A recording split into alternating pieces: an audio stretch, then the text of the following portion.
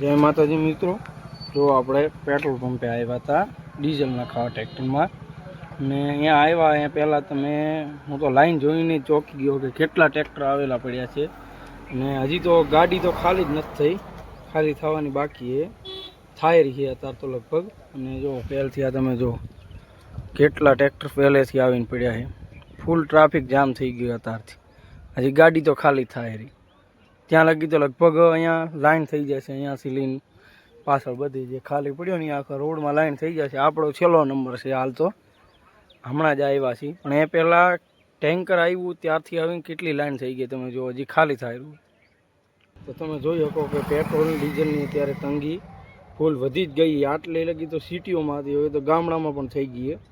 એટલે આવું નવું કેટલા દિવસ હાલશે એ કોમેન્ટ કરતા જાજો. અને તમારે અહીંયા કેવું કેવું છે પેટ્રોલ ડીઝલમાં એ પણ કોમેન્ટમાં કહેતા જાજો. બાકી જય માતાજી. मन पगे पड़ी न हेडे तुझे न गुरु गुरु कैसे मन पगे पड़ी न हेडे तुझे न गुरु गुरु कैसे